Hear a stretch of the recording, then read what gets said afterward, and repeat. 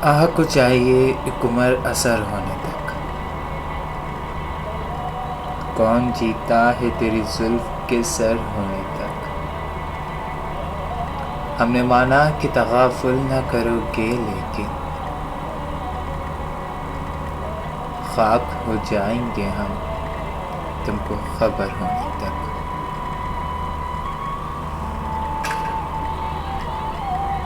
آہ کو چاہیے ایک عمر اثر ہونے تک۔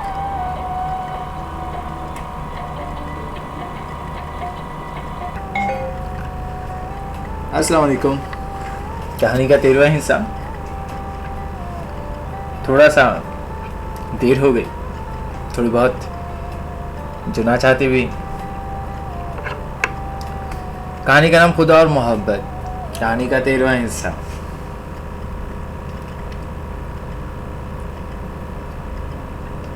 تھوڑا سا پچھلا پڑھ کے کہانی کے تسلسل کو جلد از جلد اسی اپنی روانگی پر لے کر آتا ہوں تاکہ تسلسل جڑا رہے۔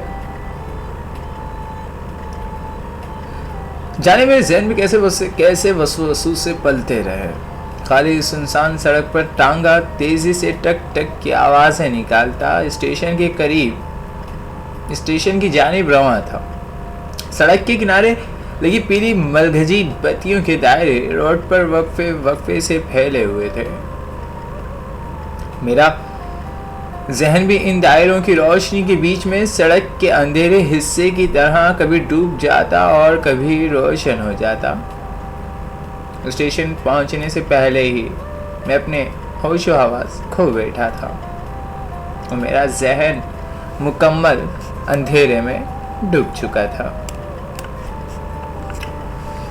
میں نہیں جانتا تھا کہ سارا کو انکوائری کمیٹی نے گواہی کے لیے بلایا یا نہیں، لیکن 3 دن کے اندر انکوائری کمیٹی نے اپنا فیصلہ نوٹس بورڈ پر چپکا دیا۔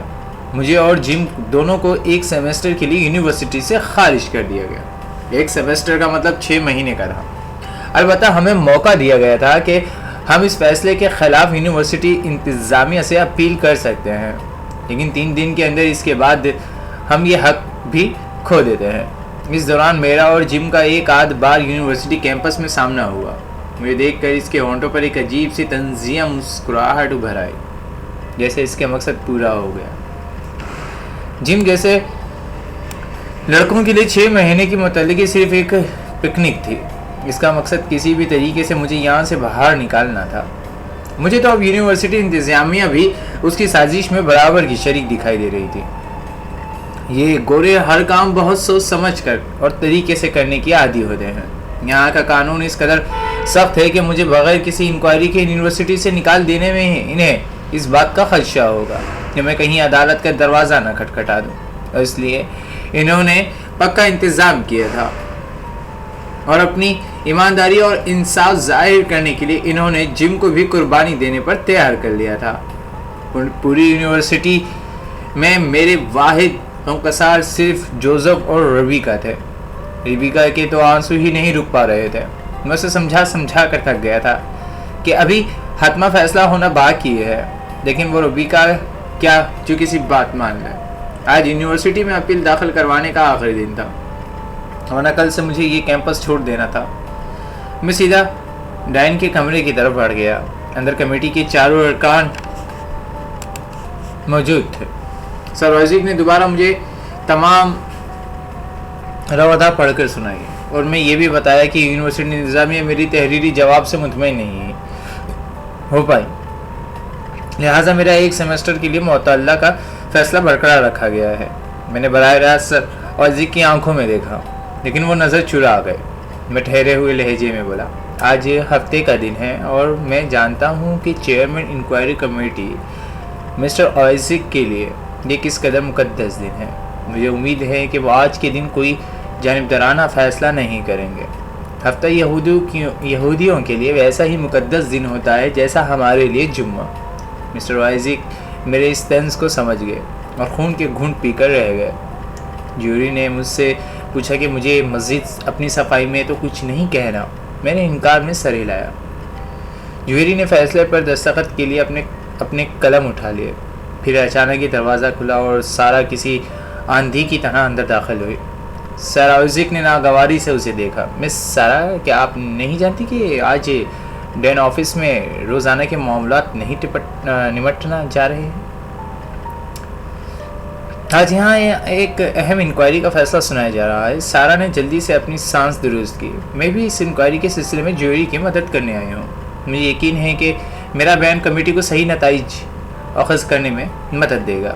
سروازی کا بس نہیں چل رہا تھا کہ وہ سارا کو کسی بھی طریقے سے کمرے سے باہر بھجوا دے، لیکن بات چونکہ دوسرے ممبران پر بھی کھل چکی تھی، لہٰذا انہیں مجبوراً سارا کو برداشت کرنا پڑا۔ انہوں نے پھر بھی حتمی لہجے میں کہا، اور اس باران کے لہجے میں شدید سختی تھی، میں نہیں سمجھتا مس سارا کہ اس موقع پر کسی مزید بیان کی ضرورت باقی رہ جاتی ہے۔ مسٹر حماد خود اپنا فائنل بیان دے چکے ہیں اور ہم نے فیصلہ بھی سنا دیا، بس اس فیصلے پر ہمارے دستخط ہونا باقی ہے۔ شاید سارا ان کے لہجے میں چھپی دھمکی کو محسوس کر گئی۔ اس نے بھی حتمی ہی لہجے میں کہا، کوئی بھی فیصلہ اس وقت تک مکمل نہیں ہوتا جب تک انصاف کے تمام تقاضے نہ پورے کیے جائیں۔ میں اس وقت کے عینی گواہ ہوں، اور مجھے آج تک کمیٹی نے یہ بھی نہیں بتایا کہ مسٹر حماد نے میرا نام بطور گواہ کمیٹی کو پیش کیا تھا۔ بہرحال میں یہ بیان دینے آئی ہوں کہ اس تمام واقعے میں مسٹر حماد کا کوئی قصور نہیں ہے۔ جم نے ہی جھگڑا شروع کیا تھا اور میرے سامنے حماد کو یونیورسٹی سے نکل جانے کے لیے کہا تھا۔ جواب میں حماد نے جم سے کچھ نہیں کہا۔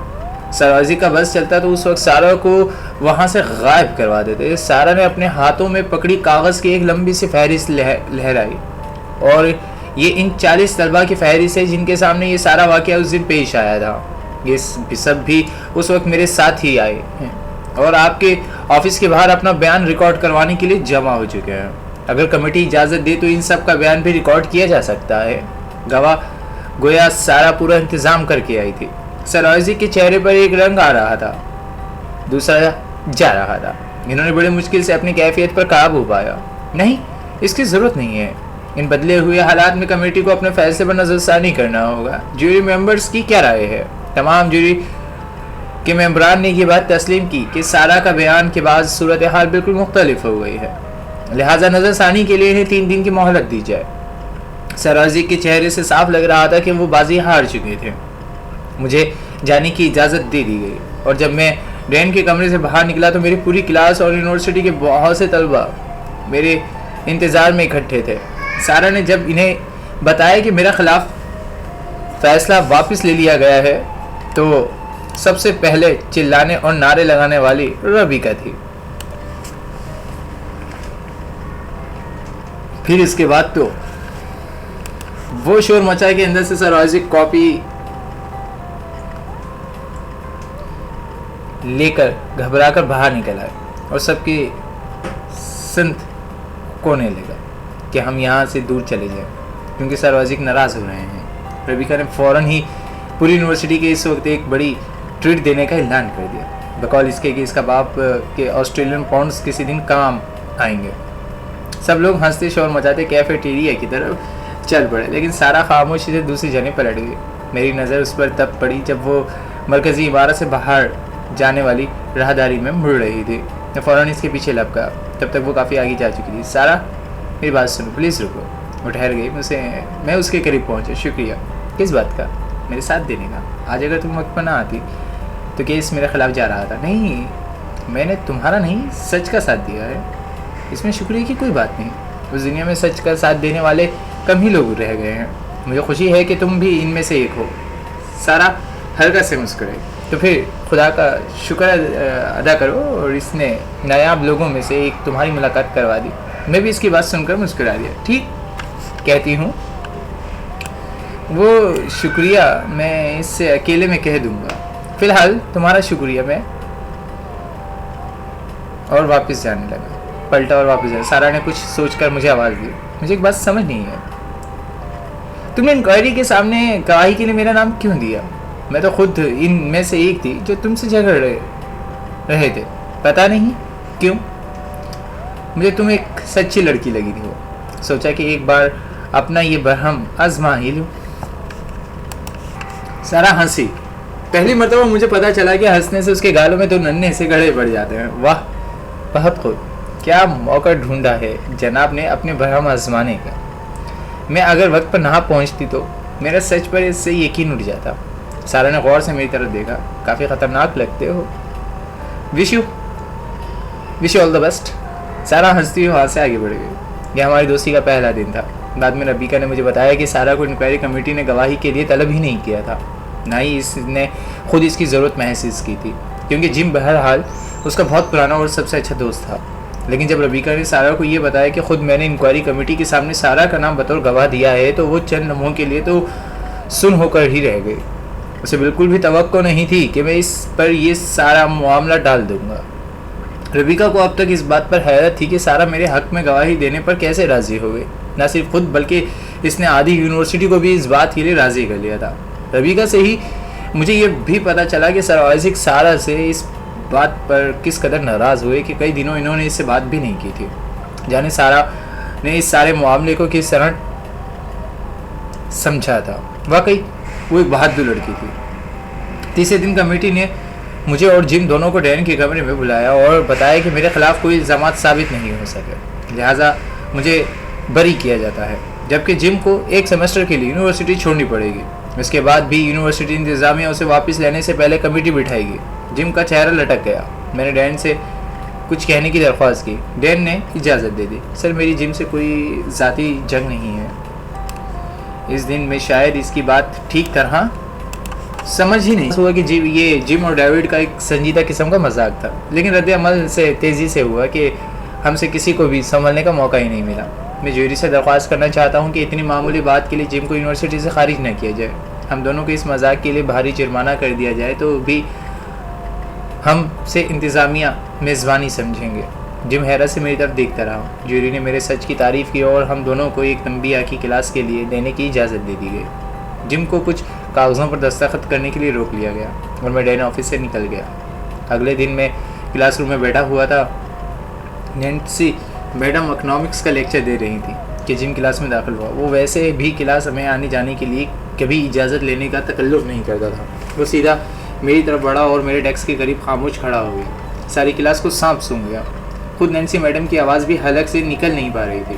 کچھ دیر وہ اب میری آنکھوں میں دیکھتا گھورتا رہا. کلاس پر سناٹا چھایا ہوا تھا. ربیکا نے میرے ہاتھ زور سے تھام رکھا تھا. پھر جم نے بنا کر کچھ کہے اپنے ہاتھ میری طرف بڑھا کر پھیلا دیا. میں نے دوسرے ہاتھ سے اس کا ہاتھ تھام لیا. جم نے مجھے کھینچ کر گلے لگا لیا. ساری کلاس نے ڈیسک بجا بجا کر آسمان پر اٹھا لیا. ربیکا نے جانے کہاں سے سیٹی مارنا سیکھ لی تھی. اس کی سیٹیاں کلاس میں گونجتی رہیں.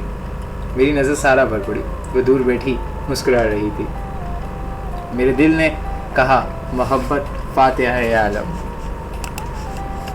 جب مجھے ہوش آیا تو دن کا اجالا پھیل چکا تھا, لیکن یہ جگہ تو میرے لیے کچھ غیر مانوس سی تھی. میں کچھ دیر تک گمسم سا لیٹا رہا.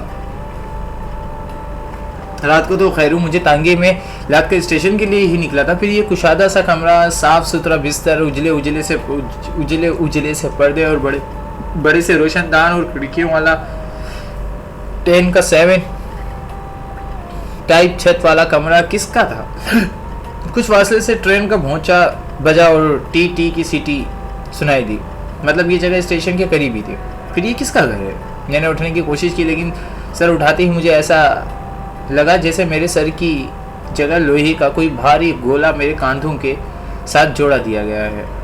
میں کڑاہ کے ساتھ پر پکڑ کر دوبارہ ڈھیس آ گیا. میری آواز سن کر باہر کچھ آہٹ ہوئی اور پھر صدیقی صاحب ہاتھ میں کچھ گولیاں اور جوس کا گلاس لیے اندر داخل ہوئے. مجھے اٹھتے دیکھ کر انہوں نے جلدی سے مجھے کاندھے سے پکڑ کر دوبارہ لیٹا دیا.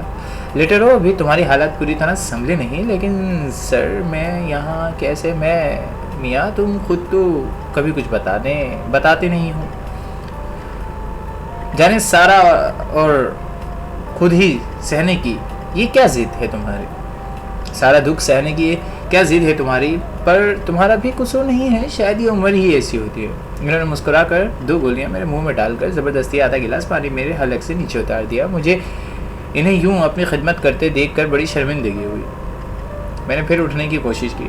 سر میں اب ٹھیک ہوں, پر میں یہاں آیا کیسے؟ انہوں نے تکیہ میری پشت پر سیدھا کر کے مجھے بیٹھنے میں مدد دی.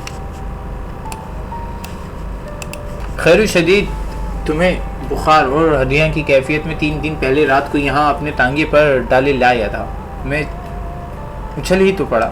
3 دن پہلے؟ لیکن میں تو کل رات. ہاں میاں، تم 3 دن تک تقریباً بے ساعت میں بخار میں پڑتے سڑتے رہے ہو. میں نے سوچا ریلوے کے ہسپتال سے بہتر ہے کہ یہیں گھر پر ہی تمہارا نگہداشت کی جائے. ڈاکٹر روزانہ 3 وقت آتا رہا ہے. شکر ہے کہ آج صبح سے بخار کچھ ٹوٹا ہے، لیکن ابھی تم کو آرام کی شدید ضرورت ہے، لہٰذا کسی بھی قسم کی ضد کی کوئی گنجائش نہیں ہے. جب تک ٹھیک نہ ہو جاؤ یہاں سے ہلنے کی کوشش نہ کرنا. یا خدا، میں 3 دن اس بیماری کی حالت میں یہاں اس شریف انسان پر بوجھ بنا رہا. مجھے اپنی کیفیت پر غصہ آ گیا. میں نے انہیں اتنی تکلیف پہلے ہی دے دی تھی، اب مزید نہیں. سر آپ یقین کریں میں اب بالکل ٹھیک ہوں.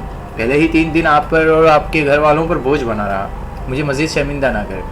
میاں پہلے تو یہ بوجھ والی بات واپس لے لو. دوسری بات یہ کہ میں اس گھر میں اکیلا ہی رہتا ہوں. بیوی سے مزاج مل نہیں پایا، لہذا وہ سال میں 10 مہینے میکے میں ہی گزارتی ہے. اولاد کوئی ہوئی نہیں، بس میں ہوں اور گھر کے 2-4 نوکر. خوب مزے میں کٹ رہی ہے. وہ دھیرے سے مسکرائے. ویسے بھی آدمی بنا شادی کے تنہا ہے تو اتنا مزہ نہیں آتا جتنا شادی کے بعد بیوی کے میکے جا کر رہنے کی صورت میں تنہائی میسر آنے کے بعد آتا ہے. یقین نہ آئے میری بات پر تو شادی کے بعد بیوی کو میکے بھیج کر کبھی تنہا رہ کر دیکھنا. میں بھی مسکرا دیا. آپ کی بڑی مہربانی ہے سر، لیکن میں اس طرح یہاں کیسے رہ سکتا ہوں؟ میں آپ کا تنہائی میں دخل اندازی ہو رہی ہے. ارے یار، تنہائی تو اپنے جنم کی ساتھی ہے. وہ بھی میرے ساتھی رہتے رہتے کبھی کبھی اکتا سی جاتی ہیں. اس کی تم فکر نہ کرو. میری لاکھ ضد کے باوجود صدیقی صاحب نے مجھے اس گھر سے تو کیا اس کمرے سے بھی باہر نکلنے نہیں دیا. البتہ شام کو جب نوکر نے برآمدے چائے لگ جانے کی اطلاع دی تب وہ مجھے لیے برآمدے میں آ گئے. کوئٹہ میں ریلوے اسٹیشن کے سامنے سے ہوتی ہوئی ایک سڑک آگے جا کر ہاتھ کو ایک مرکزی سڑک سے مل جاتی ہے. اس سڑک سے ملی ہوئی یہ ٹھنڈی سڑک برف کے عام کالونی روڈ کہتے ہیں. اس ٹھنڈی سڑک پر ریلوے کے بنگلے بنے ہوئے ہیں. صدیقی صاحب کا ایک چھوٹا سا بنگلہ بھی انہی میں سے ایک تھا. ریلوے کی مقصود برنش ڈورنگی تیز تعمیر والے سرخ نین کی چھت والے یہ بنگلے خاص طور پر کوئٹہ کے موسم کو مد نظر رکھتے ہوئے انگریزی راز میں تعمیر کیے گئے تھے. کمروں کے باہر برآمدے جس میں تھوڑے تھوڑے فاصلوں پر مخصوص لکڑی کے سبزے رنگ کیے ہوئے ستون برآمدے کو تھامے ہوئے تھے.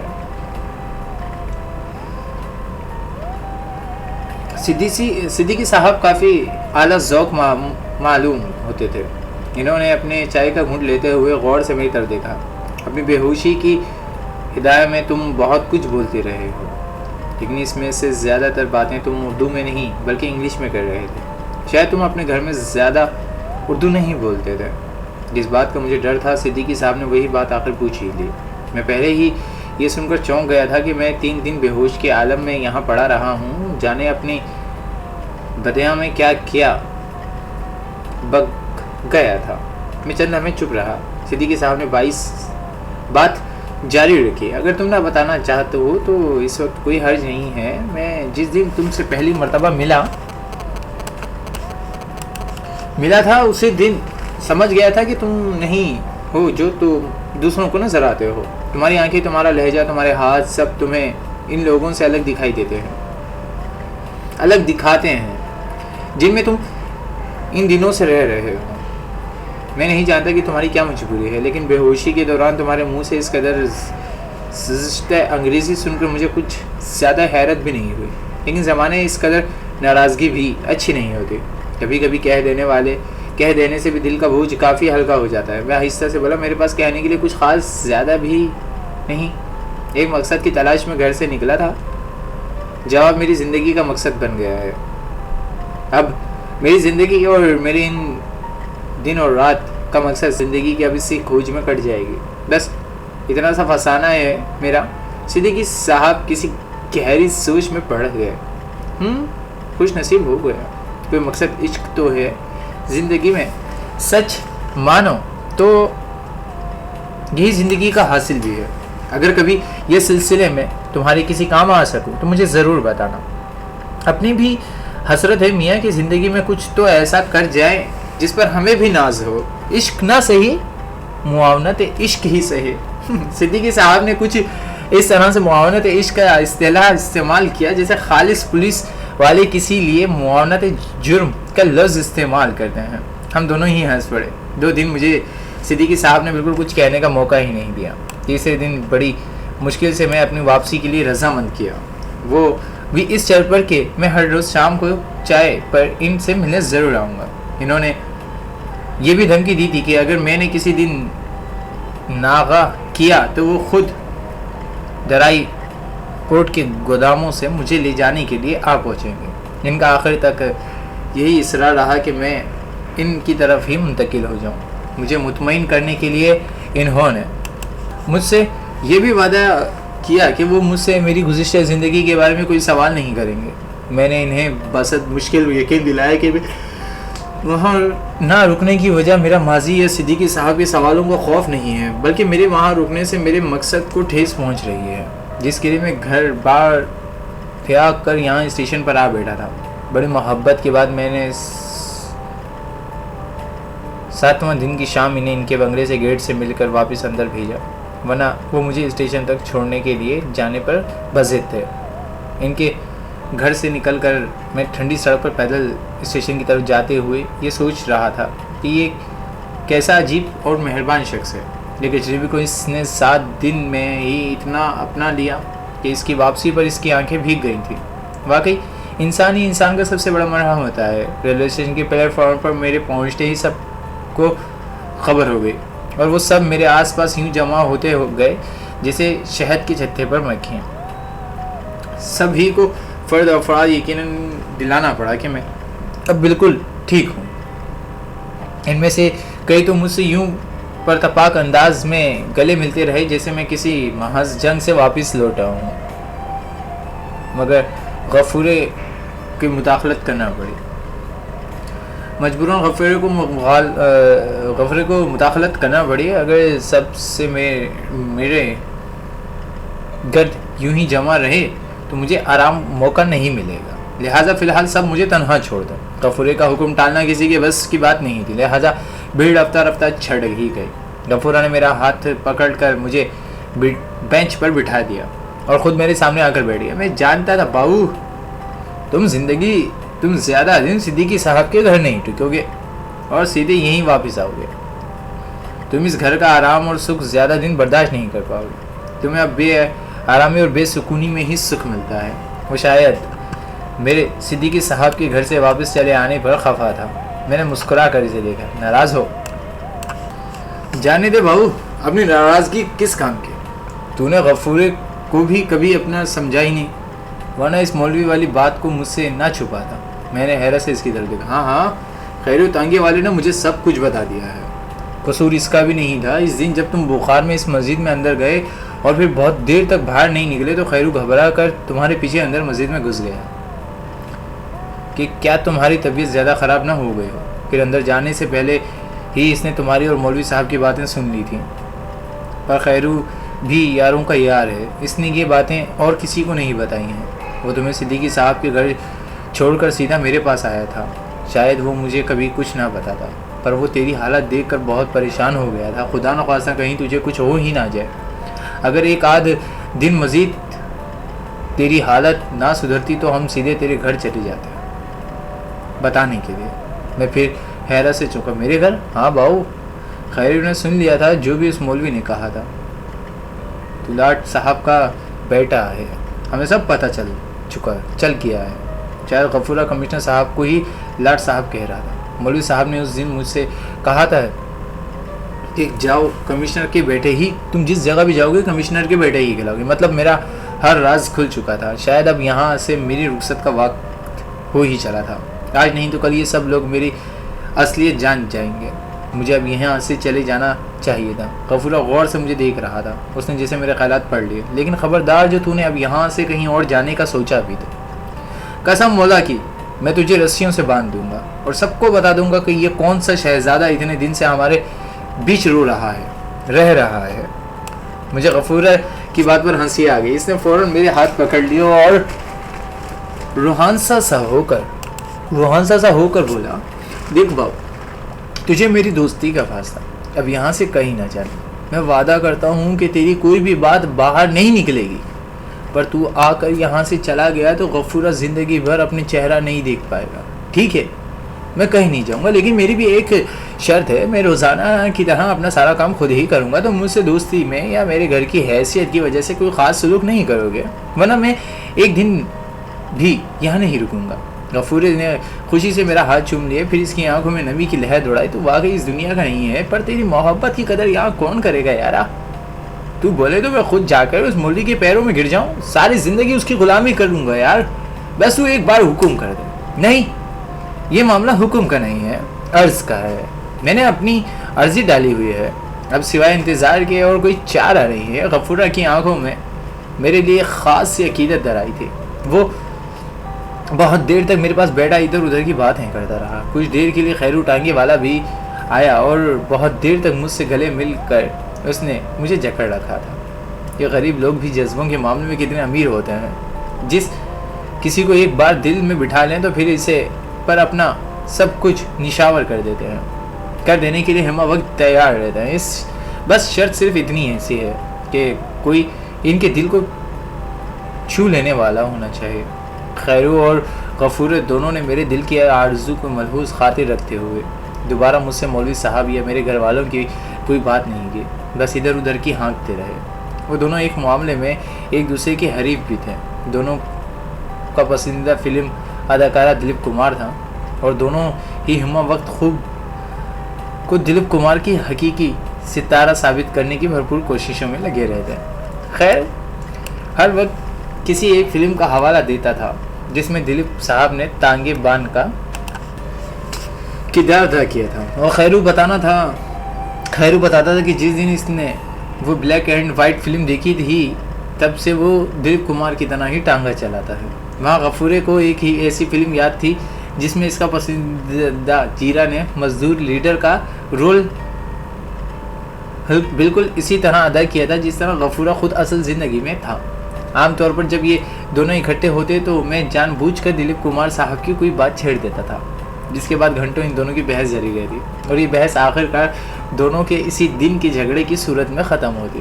اس دن میں خیرو غصے میں روٹ کر چلا گیا کیونکہ غفورہ نے اس سے کہہ دیا تھا کہ دلیپ کمار جیسے بڑے اداکار کو ٹانگے بان جیسا معمولی کردار ادا ہی نہیں کرنا چاہیے تھا. ہم دونوں خیرو کی اس جذباتی پن میں اٹھ کر چلے جانے پر بہت دیر تک ہنستے رہے. پھر اچانک جیسے غفورے کو کچھ یاد آ گیا، اس نے اپنے ہی سر پر زور سے ایک چت ماری. دھت تیری کے غفورے، پھر بھول گیا نا؟ میں نے تیرے سے غفورے کی جانب دیکھا. کیا ہوا، کچھ بھول گئے؟ باؤ تیرے آنے کی خوشی میں دیکھ ذہن سے ہی نکل گیا. تیرے بیمار پڑنے کے بعد پچھلے ہفتے ایک داڑھی والا جوان سا لڑکا دوبارہ تیرا پوچھتے ہوئے اسٹیشن آیا تھا، بڑا سا نام بتایا تھا. غفورہ ماتھے پر ہاتھ رکھے نام یاد کرنے کی کوشش کرنے لگا. میرا دل اچھل کر حلق میں آ گیا. میری زبان پر جیسے تعلق میں چپک سی گئی. میں نے سرسراتی آواز میں نام دہرایا، عبداللہ. غفورہ نے خوشی میں زور سے تالی ماری. ہاں عبداللہ، یہی نام بولا تھا. اس نے بڑا پریشان لگ رہا تھا. میں نے تیری بیماری کے بارے میں اسے بتا دیا. کل پھر آیا تھا، کہہ رہا تھا کہ تجھے یہ پیغام دے دوں کہ ٹھیک ہوتے ہی شاکر صاحب سے مل لینا، شاید کوئی ضروری کام ہو. میرے ذہن میں جیسے دھماکے سے ہونے لگے تھے. عبداللہ یہاں کیوں آیا تھا؟ اس نے مجھے شاکر سے ملنے کا کیوں کہا؟ کہیں مولوی صاحب کی طبیعت نہیں ایسا نہیں ہو سکتا. لیکن عبداللہ تو خود یہاں نہیں تھا. وہ تو ایمان اور ان کے گھر والوں کو لے کر مچ گیا ہوا تھا. اور جس دن میں مولوی صاحب سے آخری مرتبہ مسجد میں ملا تب تک وہ واپس نہیں آیا تھا. میرا دل جانے کیوں ڈوبنے لگا تھا. مغرب کی اذان کا وقت تھا. میں نے خیرو کو فوراً پیغام بھجوایا کہ تانگا تیار رکھے، ہم ابھی کہیں کے لیے نکل رہے ہیں. غفور نے مجھے لاکھ منع کی کہ ابھی دیر ہو گئی ہے، میری حالت بھی پوری طرح سنبھلی ہے. میں کل شاکر سے ملنے چلا جاؤں، لیکن اب میرے دل کو ایک پل بھی قرار نہیں تھا. میرا دل چاہ رہا تھا کہ میں پلک جھپکتے میں پرانی حویلی پہنچ جاؤں.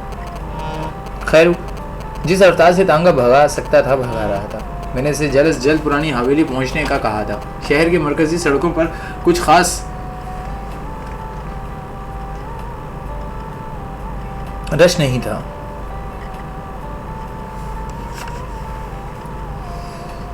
میں اپنے ہی وسوسوں میں اور خیالات میں ڈوبا ہوا تھا. خیر ہی کرے اللہ، خیر ہی کرے.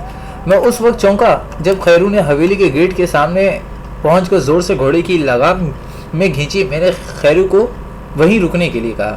نگہت حویلی کے لان میں کچی خوبانیوں کو جو شاید دھوپ میں سوکھنے کے لیے ڈالی گئی تھی حویلی کے نوکروں سے جمع کروا رہی تھی. مجھے دیکھتے ہی وہ سب چھوڑ چھاڑ کر بھاگتی ہوئی تیزی سے میری طرف آئی. کچھ دیر تو اسے اپنا سانس سنبھالنے میں لگ گیا. وہ میرے چہرے اور ہاتھوں کو بےتابی سے ٹولتی رہی. کیا ہو گیا تھا آپ کو بھیا؟ بیمار کیسے ہو گئے تھے؟ کتنے کمزور لگ رہے ہیں. یہ کیا حالت بنا رکھی ہے آپ نے؟ مجھے اس کے سوالات کی بوچھاڑ بچنے کے لیے اپنی بیماری کے بارے میں مختصر بتانا پڑا. پھر میں نے چھوٹتے ہی اس کے شاکر کے بارے میں سوال کیا کہ وہ کہاں ہیں. میں نے نگہت کو عبداللہ کا پیغام کے بارے میں بھی بتایا. نگہت نے شاکر کے بارے میں تو یہ بتایا کہ وہ ابھی اپنی ڈیوٹی سے واپس نہیں آیا. جانے مجھے ایسا کیوں لگا کہ وہ عبداللہ کے پیغام کے بارے میں بھی جانتی رہے، لیکن بتانے کی ہمت نہیں کر پا رہی. مجبوراً مجھے اس کو اپنی قسم دینی پڑی. نگہت شاید پہلے ہی بہت دیر سے ضبط کر رہی تھی. میری یوں اصرار کرنے پر اس کے ہاتھوں ضبط کا دامن چھوٹ گیا اور وہ پھوٹ پھوٹ کر رو پڑی. میرا دل تو پہلے ہی ہول کھائے جا رہا تھا. نگہت کی یہ حالت دیکھ کر تو جیسے میں بالکل ہی بوکھلا گیا. خدا کے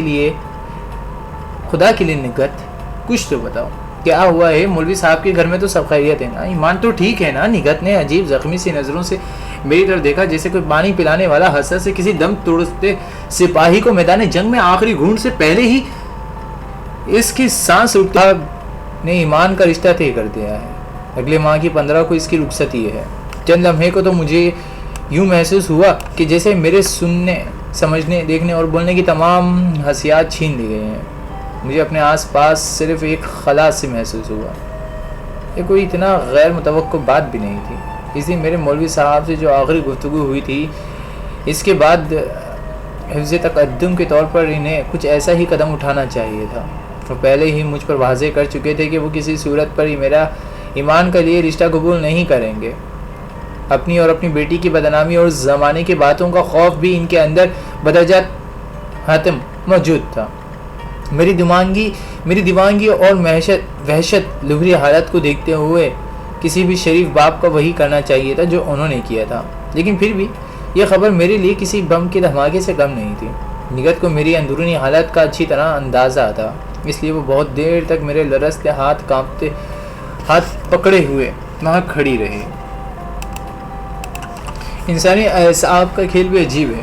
شاید ایک انسان کے اندر بے وقت یہی ایک چیز ہوتی ہے جو سب کمزور اور سب سے زیادہ مضبوط ہونے کا دعویٰ کر سکے. ہم سب جانتے ہیں کہ ہم سب کو ایک دن مر جانا ہے، پھر بھی کس وقت اپنی موت کی خبر سن کر کچھ دیر کے لیے تو ہمارے اعصاب سن ہو جاتے ہیں.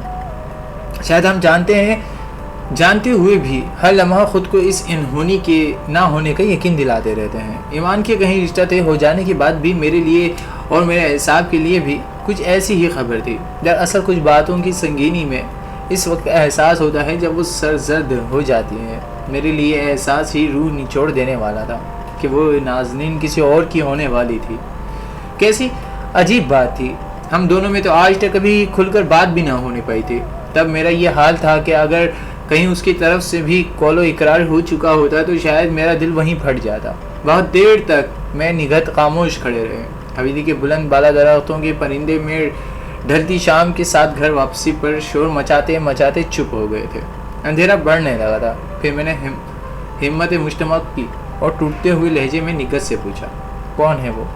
کس کے ساتھ نام؟ معذرت، تھوڑی سی غلطی ہو گئی. ہاں، تو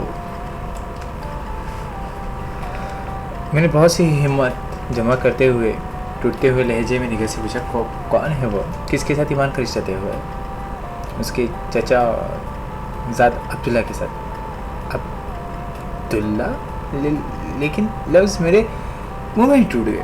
یہ دوسرا پہاڑ تھا جو ہی چند لمحوں میں میرے سر پر ٹوٹا تھا. عبداللہ میری دیوانگی کو خود چاہتا. پھر عبداللہ، لیکن کیسے؟ میرے ذہن میں خیالات گٹ سے ہونے لگے تھے. نگہت نے بتایا کہ مجھ میں مولوی صاحب کو جو بڑی بہن رہتی تھی وہ عبداللہ کی بھپھی ہونے کے ساتھ ساتھ اس کی منہ بولی ماں بھی تھی. مولوی صاحب نے مجھ جاتے ہوئے ان کے نام خط اپنے گھر والوں کے ساتھ بھی بھیج دیا تھا. واپسی پر وہ ایمان لوگوں کے ساتھ ہی آئی تھی. مولوی صاحب نے ان کے دیا تھا واپسی پر، وہ بھی ایمان لوگوں کے ساتھ ہی آئی تھی۔ مولوی صاحب نے ان کے سامنے ایمان کے رشتے کی بات رکھی تو انہوں نے سب سے پہلے عبداللہ کا نام ہی تجویز کر دیا، بلکہ بڑی بہن ہونے کے ناطے انہوں نے مولوی صاحب سے بطور حق ایمان کا رشتہ مانگ لیا۔ شاید مولوی صاحب کے دل میں بھی کہیں نہ کہیں اندر یہی خواہش پڑ رہی تھی، تبھی انہوں نے رات بھر سوچنے کے بعد ہاں کر دی۔ لیکن عبداللہ سے کیا اس نے کسی سے اس کی رائے نہیں پوچھی؟ اس نے کیوں ہاں کر دی؟ لیکن وہ کیوں ہاں نہ کرتا؟ اس سے ایمان کے لیے میری دیوانگی ہی تو دیکھی تھی۔ اس پردہ نشین نے تو مجھ پر کھل کر آج تک نظر بھی نہیں ڈالی تھی۔ وہ جانتا تھا کہ ایمان کا اس تمام قصے میں کوئی قصور نہیں تھا۔ میرا ذہن خود ہی سوال کر رہا تھا اور پھر خود ہی ان کے جواب بھی تلاش کر لیتا تھا۔ بہت دیر تک میں وہیں بیٹھا اپنی قسمت کو روتا رہا، نہ جانے شاکر کو اس دن اتنی دیر کیوں ہو گئی تھی۔ مجھے باہر ٹانگے میں بیٹھے خیرو کا بھی خیال تھا۔ رات ڈھلی جا رہی تھی، اس لیے نگہت کے بے حد اصرار کے باوجود میں وہاں سے اٹھ کھڑا ہوا۔ چلتے چلتے نگہت نے مجھ سے پوچھا کہ اب کیا کرنا ہے۔ اس سوال کا جواب تو میرے پاس بھی نہ تھا۔ انسان 1000 دشمنوں سے لڑ سکتا ہے، لیکن جب کسی تقدیر اس کے دشمن بن جائے تو پھر اس سے مقابلہ کون کرے؟ میری تقدیر کا وار بھی جانے کب سے میرے در پہ تھا، اس جیسے، اور نہ جانے کتنے حادثے بھی ابھی میرے تعاقب میں تھے۔ میں نگہت کی چھوٹی سی تسلی دے کر گھر سے نکل آیا۔ خیرو نے مجھے دیکھتے تانگے کو ایڑی لگائی اور دوبارہ اسٹیشن کی طرف روانہ ہو گئے۔ مجھے خیرو کی سب سے اچھی عادت یہی لگی کہ وہ خود کبھی سوال کر کے دوسروں کی تنہائی میں مخل نہیں ہوتا تھا، چپ رہ کر اس بات کو کھلنے کا انتظار کرتا تھا۔ خاموش بھی تو بہت بڑا صبر ہوتا ہے، اور خیرہ معاملے میں صابر تھا، اور خیرو اس معاملے میں بہت صابر تھا۔ مجھے اسٹیشن کے دروازے پر اتار کر وہ اپنا ٹانگا اسٹینڈ میں کھڑا کرنے کے لیے آگے بڑھ گیا۔ میں لٹا پٹا سا چلتا ہوا پلیٹ فارم میں داخل ہوا۔ اسٹیشن ویران سا پڑا تھا۔ میں نے اس سے پہلے بھی کئی راتیں آنکھوں میں کاٹی تھی، لیکن اس رات کی تنہائی اور اس کی درکا کا بیان ہی کچھ مختلف، کچھ الگ تھا۔ صبح میں دوبارہ شاکر کی جانے کے سوچ رہا تھا کہ میرے کانوں میں غفورے کی آواز آئی۔ وہ رہے حماد بابو۔ میں اس وقت صبح کی گاڑی میں مال اتروانے کی تیاری میں تھا اور پلیٹ فارم کے آخری سرے پہ بنے گارڈ روم کے قریب ہی کھڑا تھا۔ میں نے چونک کر نظر اٹھائی، عبداللہ تھا جو میری جانب پڑ رہا تھا۔ جانے کیوں میں عبداللہ سے نظر نہیں ہٹا پایا۔ مجھے ایسے لگا جیسے میں اس نوجوان کو پہلی مرتبہ دیکھ رہا ہوں۔ تو یہ تھا وہ خوش نصیب جس کے نام میری ایمان کا قرآن نکلا تھا۔ میری عجیب حالت تھی، میں تو اسے اپنا رقیب بھی نہیں کہہ سکتا تھا، حالانکہ وہ میرا رقیب ہی تو تھا۔ عبداللہ کی نظریں بھی جھکی ہوئی تھی۔ کچھ دیر کے لیے ہم دونوں اپنے لفظ بھول گئے تھے، شاید پھر مجھے ہی رسم ادا کرنی پڑی۔ کیسے ہو؟ گھر میں سب ٹھیک ہے نا؟ اس کی نظریں اب بھی جھکی ہوئی تھی۔ جی سب خیریت ہے، میں آپ سے یہاں معافی مانگنے آیا ہوں۔ میں اس قابل نہیں ہوں، مجھے شرمندہ نہ کرو۔ میں پہلے صبح شاکر صاحب کی طرف گیا تھا، وہاں سے پتہ چلا کہ رات آپ وہاں آئے تھے۔ میں پہلے ہی 2 مرتبہ آپ کی تلاش میں یہاں آ چکا ہوں۔ ہاں مجھے خبر مل گئی، نیا رشتہ مبارک ہو۔ شاید شدید کوشش کے باوجود بھی میں اپنے لہجے کی تلخی نہیں چھپا سکا۔ عبداللہ نے تڑپ کر سر اٹھایا، اس کی آنکھوں میں ایک عجیب سی شکایت تھی۔ مجھے اپنے الفاظ کی چناؤ پر شرمندگی ہونے لگی۔ آپ کو حق ہے جو چاہے کہہ لیں، شاید میں آپ کو کبھی اپنا سینہ چیر کر اپنی دل کی حالت نہ دکھا پاؤں۔ میرا مقصد تمہارا دل دیکھنا نہیں تھا۔ شاید یہ کبھی کبھی لفظ اپنے معنی خود ہی طے کر لیتے ہیں، حالانکہ ہمارا ان کو ادا کرنے کا مقصد نہیں ہوتا جو دوسرے کے کانوں تک پہنچتا ہے۔ عبداللہ نے غور سے میری طرف دیکھا۔ یہ بھی آپ ہی کا ظرف ہو سکتا ہے کہ اس وقت بھی آپ بھی معذرت کر رہے ہیں۔ میں بچپن سے مولوی صاحب کی اس قدر احسانوں تلے دبا ہوا ہوں کہ اگر میں ان کا شمار بھی کرنا چاہوں تو کم از کم اس کی زندگی میں نہیں کر سکتا۔ انہوں نے مجھے چچا بن کر نہیں بلکہ باپ سے بڑھ کر پالا ہے، خود تکلیفیں اٹھائیں، لیکن مجھ پر کبھی کوئی سختی وقت نہیں آنے دیا۔ ان کے اپنے ہاتھ چھل گئے پر انہوں نے کبھی میرے پیروں میں کوئی چھالا نہیں آنے دیا۔ تو کیا تمہارے اقرار کی وجہ بھی صرف ان کے احسانوں کا بوجھ ہی تھا؟ عبداللہ نے پھر اس کرچھی نظروں سے میری طرف دیکھا۔ اس وقت ان کی حالت ایسی ہی ہے کہ ذرا سی ٹھیس بھی انہیں ہمیشہ کے لیے توڑ سکتی ہے۔ ہاں یہ سچ ہے کہ جب انہوں نے پھپھو اور تمام گھر والوں سے چھپ کے اکیلے کمرے میں میرے سامنے ڈال دی تو میں نے اپنی زبان کو بالکل گم پایا تھا۔ وہ جانتے ہیں کہ میں آپ کی ایمان کے لیے دیوانگی سے واقف ہوں، شاید اسی لیے انہیں اپنی عزت کو یوں میرے سامنے گروی رکھنا پڑا، حالانکہ ان کو ہمیشہ سے یہی مرضی تھی۔ شاید لیکن آپ کے درمیان میں آ جانے سے وہ بہت ڈر گئے تھے. وہ اس بات سے بے حد خوف زدہ تھے کہ ایمان کی کسی دوسرے گھر میں رشتے کے بعد کہیں کسی مقام پر آپ اپنی دیوانگی کے ہاتھوں اگر اس کے سسرال والوں کے سامنے آ گئی یا اگر بات ایمان کے ہونے والے شوہر کے سامنے کھل گئی تو ان کے عزیزوں جان بیٹی کی زندگی پل بھر میں برباد ہو جائے گی. ان سب باتوں کے پس منظر کو اور اپنے ایک ایسے محسن کے حالات کو پیش نظر رکھتے ہوئے آپ خود ہی بتائیے کہ اگر آپ میری جگہ ہوتے تو آپ کیا کرتے؟ عبداللہ سامنے ستپاس سوال بنا کھڑا تھا. میں نے اس کے کاندھے پر ہاتھ رکھ دیا. میں وہی کرتا جو تم نے اس وقت کیا. عبداللہ کے اکڑے ہوئے بدن میں جنبش سی ہوئی اور اس کی رکھیں ڈھیلی پڑ گئی. میں نے کہا تھا نا کہ صرف آپ کی ظرف کا ہی حوصلہ ہو سکتا ہے. ایک اور سچ کا اقرار کرنا چاہتا ہوں آج آپ کے سامنے. میں بچپن ہی سے جانتا تھا کہ میری شادی ایمان کے ساتھ ہوگی.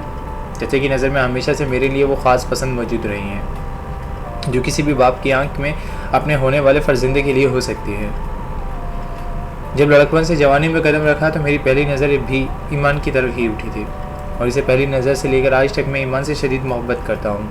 محبت کی شدت کا اندازہ وہی لگا سکتا ہے جس نے خود کبھی محبت کی ہو.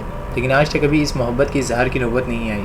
پہلے اظہار کی ضرورت ہی نہیں کبھی سبھی، کیونکہ ایمان تو ہمیشہ سے ہی میرے نام لکھے جا چکے تھے. سوچا تھا کہ شادی کی پہلی رات اسے اپنی زندگی بھر کی بےتابیوں کی کہانی سناؤں گا. اسے ایک ایک بات بھی یاد دلا کر بتاؤں گا کہ تب میرے اس کی کتاب میں مور کے پر رکھے دینے کا مقصد ہوتا تھا. کھانا کھاتے ہوئے جان بوجھ کر اس سے پانی کیوں مانگتا تھا؟ اپنے استری شدہ کپڑے پر اس سے استری کرنے کے لیے کیوں دے دیتا تھا؟ شدید سردیوں کی رات میں چچا سے چھپ کر اس کے لیے دور سے پان کیوں لاتا تھا؟ عبداللہ جانے کیا کیا بولی جا رہا تھا. اس کی آنکھیں بھیگتی جا رہی تھی اور میرے دماغ میں جیسے آندھیوں کا شور بڑھتا جا رہا تھا. اچھا تو ایک مطلب پھر محبت ہی تھی جو اس نوجوان کی ہمیشہ بھیڑ میں بھی سب سے الگ دکھائی تھی. عبداللہ کی بات جاری تھی لیکن پھر آپ آ گئے. جانتا ہوں کہ ایمان نے آج تک پلٹ کر آپ کو کوئی جواب نہیں دیا ہوگا، کوئی امید نہیں دلائی ہوگی، کیونکہ میں اس لڑکی کو بچپن سے جانتا ہوں. شرم و حیا اور رواداری کی جس مٹی سے گوند خدا نے اسے بنایا ہے شاید اس محبت کی آمیزش ہی نہیں رکھی گئی. اس کی زندگی کا مقصد مولوی صاحب کی خوشی ہے اور وہ اس خوشی کے لیے اپنے ہونٹوں پر ایک پل کی مسکراہٹ لانے کے لیے اپنی زندگی تو کیا اپنے ایمان تک تیاگ سکتی ہیں. لیکن جانے کیوں آپ مجھے باقی سے سب سے مختلف لگے. مجھے دھیرے دھیرے ایسا لگا کہ آپ مولوی صاحب کے دل میں گھر کر ہی لیں گے. سچ تو یہ ہے کہ مجھے یہ سوچ کر ڈر لگنے لگا تھا کہ کہیں چچا آپ کے سامنے ٹوٹ ہی نہ جائے. میری خود غرض سوچیں تنہائی میں مجھے رلاتی تھی کہ اگر آپ اپنے مقصد میں کامیاب ہو گئے تو کیا ہوگا. آپ کی محبت طاقت سے میں بے حد خوف زدہ ہو گیا تھا، کیونکہ آپ کی محبت ایک ایسا طوفان ہے جو سب کچھ بہا کر لے جا سکتا ہے. لیکن حیرت کی بات ہے کہ اس کے باوجود کبھی آپ کے خلاف کچھ نہیں سوچ سکا، کبھی آپ سے دل بھی نفرت نہیں کر سکا. شاید یہ بھی آپ کی محبت کا ہی کمال ہوگا. لیکن پھر جس دن میں نے آپ کو اس اسٹیشن پر ریلوے کولی کے روپ میں دیکھا اس دن میرا دل بھی آپ کے سامنے ہار مان گیا. آپ سے جیتنا مجھ جیسے کمزور شخص کے بس کی بات نہیں ہے. میری محبت نے اس دن آپ کی محبت کی عظمت کو سجدہ کر دیا تھا. افسوس چچا اس محبت کو نہیں سمجھ پائے. وہ ایک ڈرے ہوئے مجبور باپ ہیں اور ان کی تربیت اور ماحول میں ایسی کسی محبت کی کوئی گنجائش نہیں ہے، بلکہ وہ اس گناہ کبیرہ سمجھتے ہیں. میں یہاں آپ سے معافی مانگنے آیا ہوں. میرے گھر والوں نے آپ کی اور آپ کی عظیم محبت کی قدر نہیں کی. آپ ہم سب کو معاف کر دیں. عبداللہ کی آواز ہچکیوں میں ڈوب گئی. میں نے چونک کر سر اٹھایا. وہ جوائیں رونا آنکھوں میں آنسوؤں کا سیلاب لیے اپنے ہاتھوں معافی کے انداز میں جوڑے میرے سامنے کھڑا تھا. میں تڑپ کر اس کے ہاتھ تھام لیا اور ایک جھٹکے سے کھینچ کر اسے اپنے گلے لگا لیا. پھر ہم دونوں ہی رو پڑے. ہم دونوں کے پاس مزید کچھ کہنے کو تھا ہی بھی نہیں، بس یہ آنسوؤں کی بولی ہی تھی جو ہم دونوں ایک دوسرے کے بات سمجھا رہی تھی. کتنا عجیب منظر تھا. دنیا نے آج تک کہاؤں کو ایک دوسرے کے ساتھ دشمنی کرتے دیکھا، لڑتے اور ایک دوسرے کی جان لیتے ہوئے دیکھا. یہ کیسے دو رقیب تھے جو ایک دوسرے کے گلے رکھ کر رو رہے تھے. ان میں سے ایک سب کچھ پا کر رو رہا تھا اور دوسرا سب کچھ لٹا کر. اس کے بعد عبداللہ زیادہ دیر تک وہاں نہیں رکا. مجھ سے علیحدہ ہو کر اس نے لمحہ بھر کے لیے میرے ہاتھ پکڑے، انہیں اپنی بھیگی آنکھوں سے لگایا اور پلٹ کر وہاں سے چل دیا. میں وہیں کھڑا اسے جاتے دیکھتا رہا. دنیا میں اتنی ہمت والے لوگ میں کم ہی دیکھے جاتے ہیں. وہ آیا اس کے اس دلیری سے اپنا سچ مجھے بتانے اور واپس چلے گئے. ہم میں سے زیادہ تر ایسا کوئی فیصلہ کرنے میں ہی اپنی عمر گنوا دیتے ہیں. اسے کہیں چھوٹا سچ بولتے ہوئے ہماری زبانیں سالہ سال پھسلتی رہتی ہیں، لیکن وہ سچ ہمارے منہ سے نکل نہیں پاتا.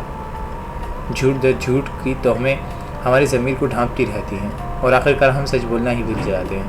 واقعی سچ بولنا صرف محبت کرنے والوں کو ہی شیوا ہے، کیونکہ شاید دنیا میں صرف محبت ہی سچ ہے. باقی سارے جذبے بے کسی نہ کسی منافقت کی پیداوار ہیں. اگر عبداللہ میرے سامنے ایمان سے اپنی محبت کا اقرار نہ کرتا تو مجھے ساری زندگی اس کا پتہ نہیں چلتا، نہ ہی اس سے کوئی اور مجبوری تھی کہ وہ میرے سامنے یہ راز کھولتا. لیکن یہ اس نوجوان کے اندر کا سچ تھا جس نے اسے یہاں مجھے نامراد تک چل کر آنے پر مجبور کیا. عبداللہ اپنا سچ بول کر چلا گیا تھا، جبکہ مجھے اپنی زندگی کے بہت سے بھیانک سچ تنہا جھیلنے تھے، اور ان میں سب سے زیادہ تلخ سچ یہ تھا کہ ایمان اب کسی اور کے نام سے منسوب ہو چکی ہے. زندگی کیسے کیسے امتحان لیتی ہیں. کبھی ایک شخص کے پیچھے ہم اپنی پوری زندگی گنوا دیتے ہیں، اور کبھی کوئی ہمارے لیے اپنی پوری زندگی گنوا دیتا ہے. پر ایسے مواقع بہت کم آتے ہیں کہ انسان کسی کو پلٹ سکے اور اسے اپنا بنا سکے. کہنے کو بات چھوٹی سی ہوتی ہے، لیکن انہیں سمجھنے کے لیے لوگ اکثر پوری زندگیاں اپنی گزار دیتے ہیں. کہانی کا جیسے جیسے تسلسل آگے کو جا رہا ہے، ویسے ویسے کہانی میں بہت سے قصے یا یہ کہہ لو کہ بہت سی چیزیں سامنے آتی جا رہی ہیں. محبت کی اصل حقیقت. کہانی کا آگے جاری رکھتا ہوں اس شعر کے ساتھ کہ وہ کیسے لوگ تھے یارب جنہوں نے پا لیا تجھ کو، ہمیں تو ہو گیا دشوار ایک انسان کا ملنا. کہانی کو جاری رکھتا ہوں، سنیے گا، یقین کریں آگے بہت مزہ آئے گا. اسٹارٹ کرتے ہیں، دوبارہ سے کہانی کا تسلسل چھوڑتے ہیں. ربی کا نا جم کو میری طرف دوستی کے لیے ہاتھ بڑھانے کے بعد میرا نام جادوگر رکھ چھوڑا تھا. وہ نہیں جانتی تھی کہ جادوگری میری شخصیت کا حصہ بنانے والی اور جو میرے دیش کی ایک کل فارم ہے جو مجھے جینے کا ہر قاعدہ سکھا گئی ہے. اس دن بھی وہ کلاس میں بیٹھی میرے کان کھا رہی تھی. نہیں، مجھے سمجھ نہیں آتا کہ تم سب کیسے کر لیتے ہو. سارا جیسی لڑکی نے تمہارے لیے باپ سے جھگڑا کر گواہی دے دی. جم جیسے مفرد اور بدتمیز امیر زادے خود تمہارے پاس چل کر دوستی کے لیے آ گیا. یہ سب جادو نہیں تھا تو کیا تھا؟ مجھے بھی سکھا دو نا یہ سب کچھ. میں نے ایسی کوئی انہونی نہیں کی ہے. سب کی وجہ سے تم اتنی حیران ہو رہی ہو. میں، تم، سارا اور جم یہ سب انسان ہی تو ہیں. بس انسان کو ایک ذرا سا انسان ہی کی طرح سمجھنے کی بات ہے، اور کچھ نہیں. یہی تو سب سے مشکل کام ہے مائی ڈیئر ماد. انسان کو سمجھنا ہی تو محال ہے، لیکن تمہارے ساتھ رہوں گی تو یہ بھی سیکھ ہی لوں گی. اتنے میں ربیکا کو اس کی کسی سہیلی نے آواز دی اور وہ مجھے نہر کے کنارے کھڑے جوزف کا پیغام آ گیا. مجھے وہ پھر مسروئی کے موڈ میں تھا. آج لندن میں چمکیلی دھوپ نکلی ہوئی تھی اور اس چیز کا فائدہ اٹھانے کے لیے تمام اسٹوڈنٹس کلاس سے غائب باہر گھاس کے میدانوں میں آڑے ترچھے پڑے نظر آ رہے تھے. سچ ہے، لندن میں رہ کر مجھے بھی دھوپ اس نیابی کا احساس ہونے لگا تھا. میں جوزف کی طرف بڑھ گیا. جوزف نے تصویر ابھی مکمل نہیں کی تھی، لیکن مجھے اس نے اپنی تصویر کے لیے نہیں بلکہ ساتھ ہی کچھ فاصلے پر کھڑے سارا کی پینٹنگ دکھانے کے لیے بلایا تھا. سارا اپنے رنگتے دھوپ کی گرمی جھیلتی ہوئی گہرے لیے سگریٹ میں آسمانی رنگ کے سویٹر پہنے دنیا و معنیہ میں بے خبر اپنی تصویر مکمل کر رہی تھی. جوزف مجھے اس کی طرف بڑھنے کا اشارہ کر کے خود اپنی تصویر مکمل کرنے میں مصروف ہو گیا. میں سارا کو اس کی تصویر کے آخری اسٹروک دیتے ہوئے دیکھتا رہا. سارا نے تصویر مکمل کر کے میری طرف رائے طلب نظروں سے دیکھا. بہت اچھی ہے، لیکن ابھی مکمل نہیں ہے. ایک تشنگی، ایک نامکمل پن کا احساس ہو رہا ہے تمہاری تصویر کو دیکھ کر. بہت خوب، گویا رنگوں کی زبان بھی جانتے ہو. ٹھیک کیا تم نے. میری ہر تصویر میں تمہیں اس نامکمل پنے کا احساس ملے گا. لیکن سر جوزف کے بعد تم پہلے انسان ہو جسے اس کمی کا احساس ہوا ہے. پتہ نہیں کیوں میں تصویر مکمل کرنے سے پہلے ہی ختم کر دیتی ہوں. شاید اس کی وجہ یہ ہے کہ تمہاری ہر تصویر کا موضوع کوئی تلاش، کوئی کھوج ہوتی ہے، اور شاید کوئی کھوج پوری ہونے سے قبل ہی تم ہمت ہار دیتی ہو. سارا نے مجھے لچ کر میری طرف دیکھا. نہیں ایسا نہیں ہے. مجھے بھلا کس چیز کی کھوج ہو سکتی ہے؟ سچ کی کھوج؟ سچ کو کھوج کی بھلا کیا ضرورت؟ وہ تو سامنے ہے، روشن اور عیاں ہوتا ہے. تم یہ بتاؤ تمہارا ٹرم پیپر کہاں تک پہنچا؟ ابھی درمیان میں ہوں، لیکن اس ٹرم پیپر کی وجہ سے بہت لوگ مجھ سے ناراض ہو گئے. میرا اشارہ سروازی کی طرف تھا. سارا نے غور سے میری طرف دیکھا. مجھے سمجھ نہیں آتا کہ لوگ تم سے اس قدر خوف زدہ کیوں ہیں. اندھیرا ہمیشہ روشنی سے ڈرتا ہے، لیکن مجھے تو تم سے ڈر نہیں لگتا. میں نے کہا نا، تم سچی لڑکی ہو، اور سچ کو جانے کا خوف کیسا؟ سارا زور سے ہنسی. میں نے بھی کہا تھا نا کہ تم واقعی بہت خطرناک ہو، کوئی موقع ہاتھ سے نہیں جانے دیتے. میں بھی ہنس پڑا. بے فکر رہو، تمہیں مجھ سے کوئی خطرہ نہیں ہے. ویسے تم نے جم کو معاف کر کے اس کا دل ہی پلٹ دیا ہے. کل تک جو تمہارا جانی دشمن تھا، سارا دن تمہاری خوبیوں کے گن گاتا رہتا ہے. میں یہاں دشمنیاں پالنے تو کبھی نہیں آیا تھا. مجھے تو اس بات کا بھی افسوس ہے کہ میری وجہ سے تمہارے اور سر عزیز کے درمیان تلخی پیدا ہوئی. سارا نے سر پٹیا. اف، یہ ربیکا بھی نا، اس کی پیٹ میں کبھی کوئی بات نہیں رہ سکتی. ایسی کوئی بات نہیں ہے. پاپا اور میرے درمیان ایسی نوک جھونک چلتی رہتی ہے. انہیں دراصل اس بات کا برا لگا تھا کہ 23 سال میں آج تک یونیورسٹی میں کسی نے اس کے فیصلے کے خلاف سر اٹھانے کی جرت نہیں کی تھی. لیکن میں نے ان سے کہا کہ ہر نئے کام کی ایک دن ابتدا ہوتی ہے. وہ مزید بگڑ گئے اور پھر مجبوراً ماما کو بیچ میں کودنا پڑا. پھر حزب معمول پاپا کو ہار ماننا پڑی. لگتا ہے تمہارے اپنی ماما سے بہت پیار ہے. سارا کی آنکھیں چمک گئی. اور ہاں، میری ماما ہی تو میری جان ہے. پاپا تو ہمیشہ مجھے بیٹیوں کی طرح ٹریٹ کر دینا، مجھ سے بہت زیادہ توقعات لگاتے ہیں. لیکن ماما ہمیشہ میری مرضی دل کی حالت سب سے بہتر جانتی ہیں. سارا کی اس کی ماں سے محبت اس کے لہجے سے صاف جھلک رہی تھی. اب تو وہ تمہارے بارے میں بہت کچھ جانتی ہیں. کبھی ملواؤ گی تمہیں ان سے؟ کبھی ملواؤں گی تمہیں ان سے. ضرور. میں ایسی خاتون سے ملنا پسند کروں گا جو بیک وقت سروائزی اور تمہارے دل پر راج کرتی ہیں. میری تعریف کے انداز پر سارا کھلا کر ہنسی. میں ماما کو تمہاری یہ بات ضرور بتاؤں گی. میں اور سارا اس روز بہت دیر تک باتیں کرتے رہے، اس بات سے بے خبر ہو کر کہ کہیں دوسری منزل کی ایک کھڑکی سے کوئی شخص بہت دیر سے ہمیں دیکھی جا رہا ہے. اور یہ شخص کوئی اور نہیں تھا، میرے ساتھ کھڑی صاف دل کی لڑکی باپ کا عزیز تھا، جس کا دل اب میری طرف سے اتنا صاف نہیں تھا. ٹرم پیپر جمع کروانے کی تاریخ قریب آتی جا رہی تھی. میرے دن اور رات کا بیشتر حصہ ہولوکاسٹ سے متعلق ریسرچ کی کتابوں کی ورک گردانی اور نوٹس بنانے میں گزر رہا تھا. اس دن بھی میں لائبریری میں سفید دیر تک اپنے مطلب کی چیزیں دیکھتا رہا. مجھے دراصل اپنی یونیورسٹی سے ہولوکاسٹ کے مکمل حق میں ہی معطل سکتا تھا، لیکن وہ بھی میرے لیے فائدہ مند ثابت ہوا تھا، کیونکہ مجھے ہولوکاسٹ کے حق میں اور اس کے مخالف نظریے کے مقابلے کر کے حقائق جاننے کی مزید مواقع میسر آ گیا. اب میں یونیورسٹی کی گیٹ سے نکلتے ہوئے مجھے سارا کی سفید ذل نے لے کر اس کیا گاڑی آگے جا کر رک گئی. میں نے آگے بڑھ کر کھڑکی سے جھانکا. سارا کے ساتھ ایک میٹھی سی مسکراہٹ والی پکی عمر کی عورت بیٹھی ہوئی تھی. میرے گاڑی تک چل کر آنے کے وقت میں شاید سارا میرے بارے میں کچھ بتا چکی تھی. عورت نے مسکرا کر میری طرف دیکھا. اچھا تو یہ ہے تمہاری کلاس کا باغی؟ بھائی یہ تو بہت اچھا لڑکا ہے. سارا مسکرائی. ہم بات یہ میری ماما ہے، مسز جینی آزک. میں نے سر جھکا کر مسز جینی کو آداب کیا. انہوں نے مسکرا کر جواب دیا. سارا بولی کہاں جا رہے ہو؟ آؤ میں تمہیں چھوڑ دوں گی. ہاں آ جاؤ، راستے میں گپ شپ بھی رہے گی.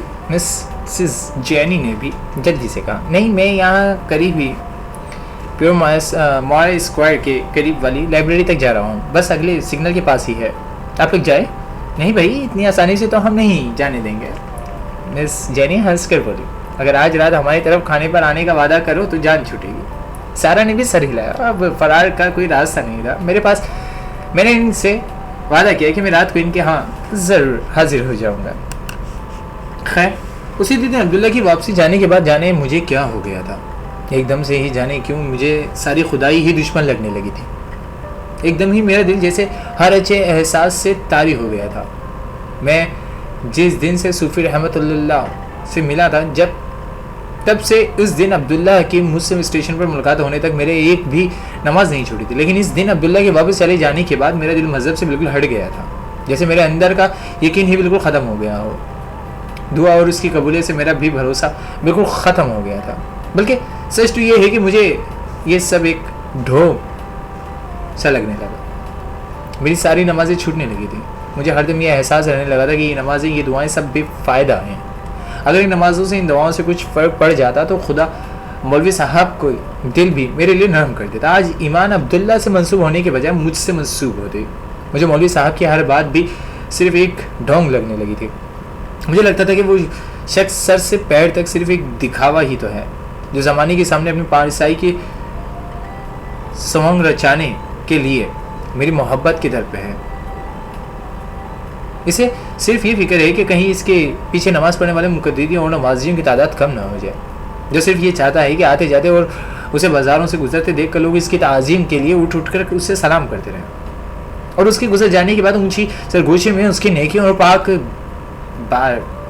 دامن کا گن گاتے رہے جنہیں سن کر وہ اپنی عظمت کے نشے میں خود ہی ہم وقت سرشار رہے. ایسے اور اس جیسے جانے کتنے خیالات دن رات میرے ذہن میں گردش کرنے لگے. شاید مجھے سے یہ توفیق بھی چھین لی گئی تھی کہ میں کوئی مثبت بات سوچ سکوں. مولوی صاحب کے پاس جب میں عشاء کی نماز پڑھنے جاتا تو نماز کے بعد کے درس میں اچھا وہ غریب قسم کے مسائل سننے کو ملتے تھے. مثلا ایک دن ایک نماز کے بعد ایک نوجوان مولوی صاحب کو بتانے لگا کہ اس کے ساتھ ایک انوکھا مسئلہ ہے اور یہ کہ وہ جب گھر سے کہیں دور کسی کام کے لیے نکلتا ہے یا پھر وہ دوسرے شہر پڑھنے کے لیے جاتا ہے اور اس بورڈنگ میں رہنا پڑتا ہے تو اس سے ساری نمازیں ہی چھوٹ جاتی ہیں. وہ چاہ کر بھی نمازیں نہیں پڑھ پاتا کیونکہ نماز پڑھنے سے اس کے گھر کی یاد اور زیادہ ستاتی ہے. اسے لگتا ہے کہ اگر وہ نماز پڑھے گا تو وہ زیادہ غمگین ہو جائے گا. لہٰذا وہ نماز پڑھنے کے بجائے ان اوقات میں دوستوں کے ساتھ کہیں گھومنے اور فلم وغیرہ دیکھنے چلا جاتا تھا. اسی طرح ایک دن ایک اور صاحب تشریف لائے جو اس وقت اس بے حد پریشان تھے کہ ان کا دل حج پر جانے کو نہیں مانتا. حالانکہ وہ صاحب استعداد ہونے کے ساتھ ساتھ تندرست بھی تھے اور ان پر کوئی ایسی ذمہ داری بھی نہیں تھی کہ وہ خود اور اپنی بیگم کو لے کر حج کے لیے نکل پڑاتے. لیکن بقول ان کے کہ ان کا دل اس طرف مائل نہیں ہو پاتا تھا. میں حج پر جانا ایک بڑی خواری کا کام لگتا تھا اور جو محبت خدا کے گھر کو دیکھنے کے لیے دل میں ہونی چاہیے تھی وہ اس محبت سے بالکل آہادی تھے. ان دنوں میں بڑی حیرت سے لوگوں کے یہ مسائل سنا کرتا تھا اور اس سے بھی زیادہ حیرت انگیز مولوی صاحب کے جواب ہوتے تھے. مثلا ان حج والے صاحب کو انہوں نے جواب دیا کہ یہ کوئی فکر کی بات نہیں ہے, یہ ساری بات توفیق ملنے کی ہے. فی الحال ان کے لیے یہ بھی غنیمت ہے کہ وہ کم از کم اس بات پر پریشان تو ہوتے ہیں کہ انہیں حج سے رغبت کیوں محسوس نہیں ہوتی. فی الحال انہیں پریشان ہونے کی توفیق عطا کی گئی ہے. جس دن حج پر جانے کی توفیق نصیب ہوگی وہاں جانے کی محبت اور عجلت خود بخود دل میں پیدا ہو جائے گی. ہاں البتہ دعا ضرور کرتے رہیں کیونکہ پریشانی کی بات تب ہوگی جب دل سے حج کرنے کی پریشانی بھی جاتی رہے گی. ایک دن اسی طرح دعا کے متعلق ایک عجیب بات سننے کو ملی. ایک نوجوان مولوی صاحب کے سامنے پریشان حال بیٹھا اس بات کا رونا رو رہا تھا کہ اس کی دعاؤں میں خلوص شامل نہیں ہوتا. وہ بس برائے نام ہی خدا کے سامنے گڑ گڑاتا ہے. نہ ہی اس کی توبہ اور معافی میں کچھ سچائی ہوتی ہے اور نہ منافقانہ انداز میں خود سے اپنے گناہوں کی معافی تو مانگ لیتا ہے لیکن اندر سے اس کے گناہ پر خوشی محسوس ہو رہی ہوتی ہے اور دل کہہ رہا ہوتا ہے کہ اگر کبھی دوبارہ موقع ملا تو وہ یہ گناہ ضرور دوبارہ بھی اپنا کسی تجت اور ندامت کے کر گزرے گا. مولوی صاحب نے اسے بھی جواب یہی دیا کہ توفیق اسے بھی یہی دلاسا دیا کہ ابھی کچھ اور منافقانہ معافی کی توفیق ملی ہے پر خلوص معافی بھی وقت آنے پر مل جائے گی. شرط صرف اتنی سی ہے کہ اس منافقانہ اور دکھاوے کی معافی کا دامن نہ چھوڑا جائے. ندامت چاہے دکھاوے کی ہو یا چاہے منافقانہ اسے پیش کر دینا چاہیے. اس لیے مجھے بھی لگ رہا تھا کہ مجھ سے ہر اچھی بات سوچنے کی اور ہر نیک کام کرنے کی توفیق بھی شاید عبداللہ سے ہوئی اور اس ملاقات کے ساتھ ہی چھین لی گئی تھی. میں سارا دن یوں ہی خالی ذہن بیٹھا رہتا اپنے سامنے ہونے والی دنیا کے تماشے کو دیکھتا رہتا. اب میں نے شاخی کی طرف جانا بھی چھوڑ دیا تھا. خیرو اور غفوری سے بھی کم ہی بات چیت ہوتی تھی. صدیقی صاحب بھی میری راہ تکتے رہتے تھے اور پھر انتظار سے اکتا کر خود ہی اسٹیشن پر چلے آتے اور مجھے ہاتھ سے پکڑ کر اپنے ساتھ اپنے گھر لے جاتے. سبھی یہ جانتے تھے کہ مجھے کچھ ہو گیا ہے، لیکن میرے اندر ہونے والی اس تبدیلی کی وجہ کوئی نہیں جانتا تھا. خیرو روزانہ اسی امید پر صبح شام ٹانگا جوت کر میرے اسٹیشن کے باہر انتظار کرتا رہتا کہ شاید مجھے اپنی منت پر جانا ہو، لیکن وہ نہیں جانتا تھا کہ میری ہر منت دم توڑ گئی تھی. ایمان کو مانگنے کے وقت بعد میرے پاس مانگنے کو کچھ رہا ہی نہیں تھا، نہ ہی کسی مراد کو پورے ہونے کا یقین دل میں باقی تھا. میں دنیا کی ہر خوشی اور ہر غم سے لاتعلق ہو گیا تھا. میں ایمان کے قریب آتی ہوئی شادی کے دن یوں گن رہا تھا جیسے کوئی پھانسی کا قیدی کال کٹہری میں اپنی موت کی گھڑیاں گنتا ہے. وہ ایک ایسا ہی دن تھا، بوجھل، بے نور، انتہائی طویل اور اکتا دینے والا. میں سپہر کو پلیٹ فارم نمبر 2 پر مال گاڑی لگنے کا انتظار کر رہا تھا، جو کسی وجہ سے پچھلے پھاٹک پر بہت دیر سے رکی ہوئی تھی. تھک کر میں لیمپ پوسٹ کے نیچے بڑے تھڑے پر بیٹھ گیا اور جس طرف سے مال گاڑی اسٹیشن میں داخل ہونا تھا اس طرف کے سگنل کو دیکھنے لگا. آج غفورہ بھی نہیں تھا اور تمام مال مجھے ہی اتروانا تھا. دفتر میری نظر سگنل سے ہوتی ہوئی نیچے پٹریوں کراس کر کے پلیٹ فارم نمبر 2 کی طرف آتے ہوئے ایک شخص پر پڑی. کچھ دیکھا بھلا سا لگ رہا تھا، پر کون تھا یہ آدمی؟ اچانک میں نے اپنے حواس میں ایک جھٹکے سے لوٹ آیا. ارے یہ تو شاکر تھا، اپنے مخصوص ڈرائیوروں والی سفید وردی میں، جس کی وجہ سے میں دور سے اس ریلوے کو ہی کوئی اہلکار سمجھ بیٹھا تھا. شاکر میری طرف ہی آ رہا تھا. میں بوکھلا کر کھڑا ہو گیا. شاکر نے قریب آتے ہی مجھے زور سے بھینچ لیا اور بہت دیر تک بنا کچھ کہے چپ چاپ مجھے گلے لگا کر کھڑا رہا. اور جب مجھ سے علیحدہ ہوا تو اس کی آنکھوں میں نمی تھی. حماد بابا، کیا میرا گھر رہ سکتے؟ تم جانتے ہو ایسی بات نہیں ہے، وہ میرا دوسرا گھر ہے. لیکن اگر گھر میں ہی رہنا تھا تو بھلا گھر ہی کیوں چھوڑتا؟ لیکن تمہیں یہاں کا پتہ کس نے دیا؟ میں جانتا تھا نگہت زیادہ دن بات چھپا نہیں پائے گی. میں چاہتا تھا آپ کو گھر نکلنے کے بعد پہلے دن ہی تلاش کر لیتا بابا، لیکن میں نے صرف آپ کی وجہ سے ایسا نہیں کیا، کیونکہ میں جانتا تھا کہ آپ برا مان جائیں گے. آج بھی واقعی میں نگہت کے بتانے پر ہی سیدھا یہاں آیا ہوں. اس نے آپ کو ابھی گھر بلایا ہے، کہہ رہی تھی بہت ضروری کام ہے. آپ کو ابھی میرے ساتھ گھر چلنا ہوگا ابھی، لیکن مجھے اس وقت بہت کام ہے. میں شام کو نہیں بابا، آپ کو ابھی چلنا ہوگا. اگر جلدی نہ ہوتی تو نگہت مجھے کبھی آپ کا پتہ نہ دیتی. آپ جانتے ہیں کہ آپ کی بات کا کتنا مان رکھتی ہے. شاکر کے لہجے میں کچھ ایسی بات تھی کہ مجھے مال گاڑی کا معاملہ ایک دوسرے سینئر کولی کے ہاتھوں میں سونپ کر اس کے ساتھ اسٹیشن سے نکلنا ہی پڑا. باہر ایک پرانی اوپل کھڑی تھی. شاکر جانتا تھا کہ میں کمشنر صاحب کی یا گھر کی کسی گاڑی میں نہیں بیٹھوں گا، اس لیے وہ شاید کسی جانے والے کی کار لے کر آیا تھا. ہم دونوں پرانی حویلی کی طرف روانہ ہو گئے.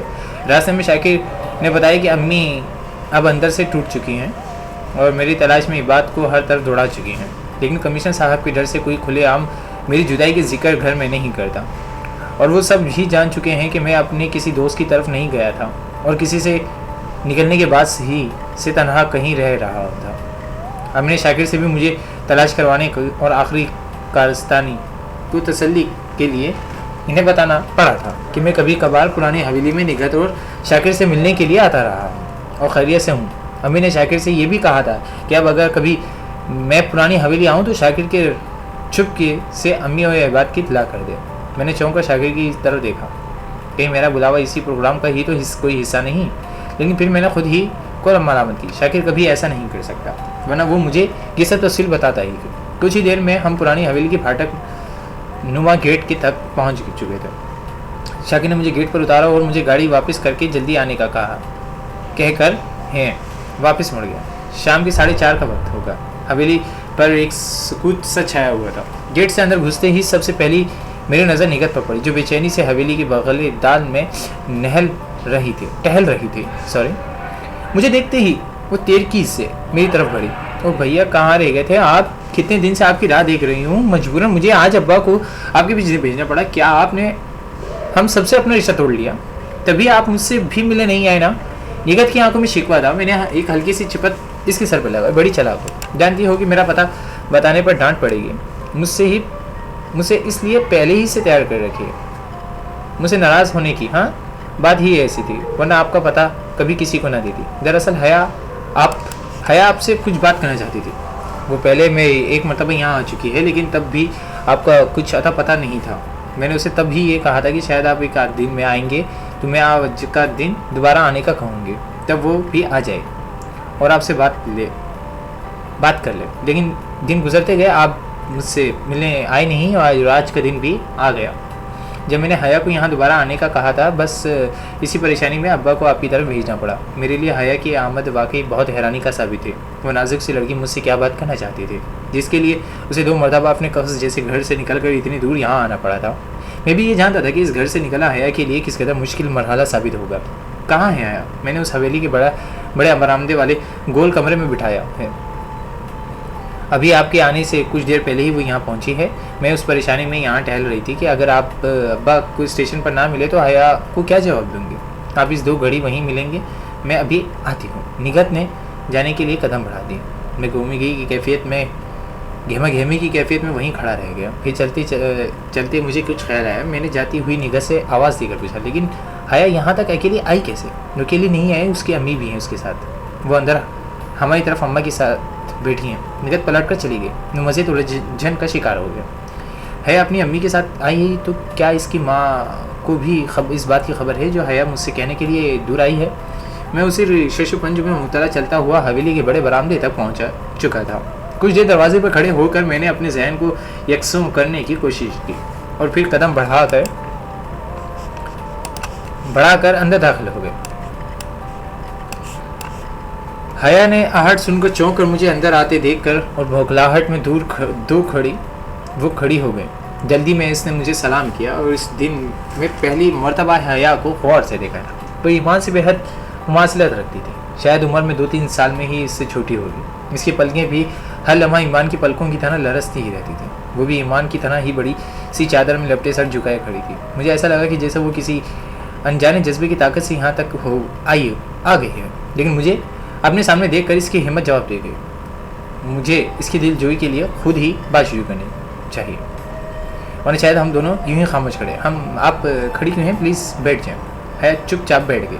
میں بھی اب سامنے والے صوفے پر جا کر بیٹھ گیا. معافی چاہتا ہوں کہ آپ کو میری وجہ سے کچھ انتظار کرنا پڑا. مجھے ابھی کچھ دیر پہلے ہی نگہت نے بتایا کہ آپ آئی ہوئی ہیں. حیا نے پلکیں اٹھائیں اور میری طرف دیکھا. آپ اپنے آپ کو کس بات کی سزا دے رہے ہیں؟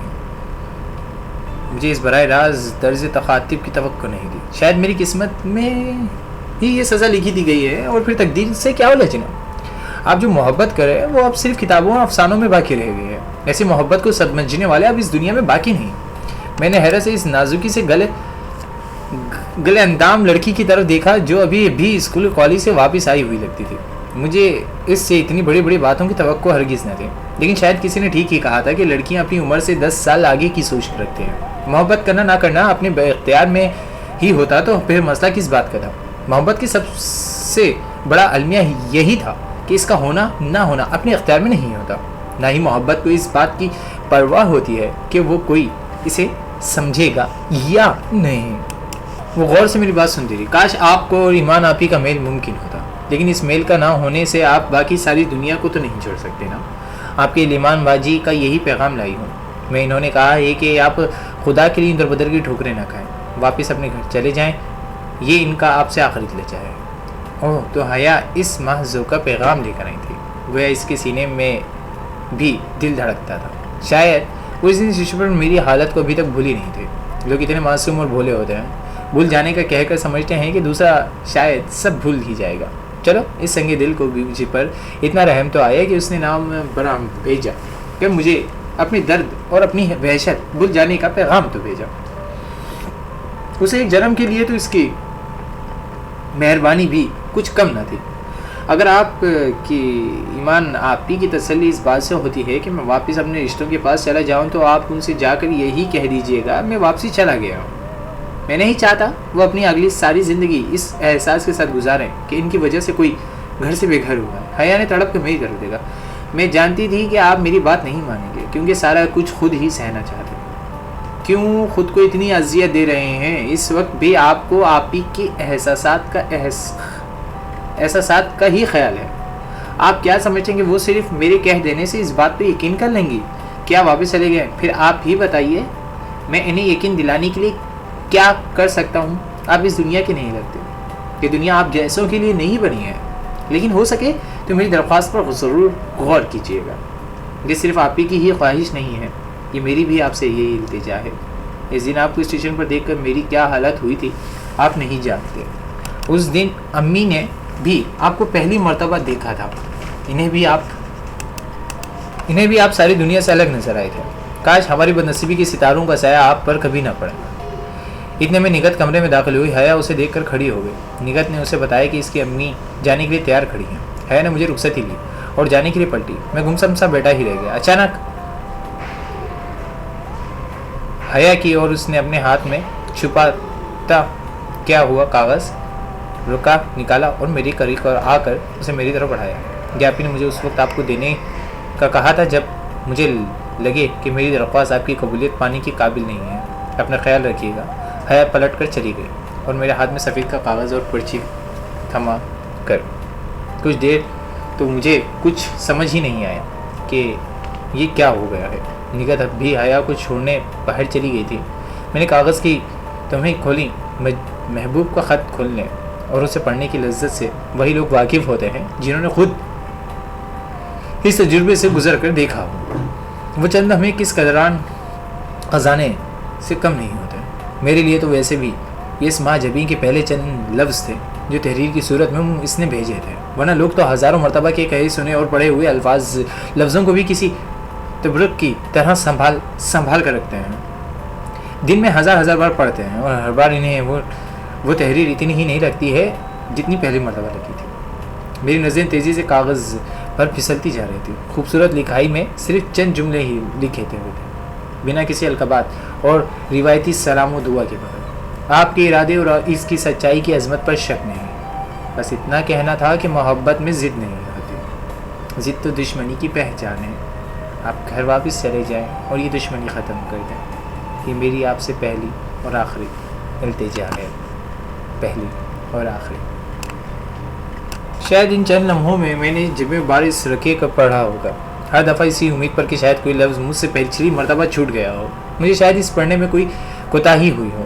دراصل اب تو خود کو یقین ہی نہیں دلا پایا تھا کہ میرے ہاتھوں میں اس کا گل رخ کا تحریر ہے جو صرف میرے لیے لکھی ہے. صرف میرے لیے. حماد امجد رضا کے لیے. کیا زندگی مزید جینے کا اس سے بڑا کوئی اور بہانہ ہو سکتا تھا؟ مجھے اس کاغذ کے ٹکڑے میں ان لفظوں کو پور سے اور اس روشنائی کو ہر نقطے سے اس کی تصویر جھلکتی محسوس ہو رہی تھی. جیسے وہ کاغذ نہ ہو ایمان خود میرے سامنے بیٹھی ہو, مجھ سے باتیں کر رہی ہو. یہ خط میرے لیے پوری ملاقات سے بڑھ کر تھا. میں نے آس پاس نظر ڈالی. قریب ہی چند کاغذ اور ایک پینسل میز پر دھری پڑی تھی. میں نے پینسل اٹھائی اور کاغذ پر چند سطور لکھے. آہ کو چاہیے ایک عمر اثر ہونے تک. کون جیتا ہے تیری زلف کے سیر ہونے تک. آہ کو چاہیے ایک عمر اثر ہونے تک. کون جیتا ہے تیری زلف کے سر ہونے تک. ہم نے مانا کہ تغافل نہ کرو گے لیکن خاک ہو جائیں گے ہم تمہیں خبر ہونے تک.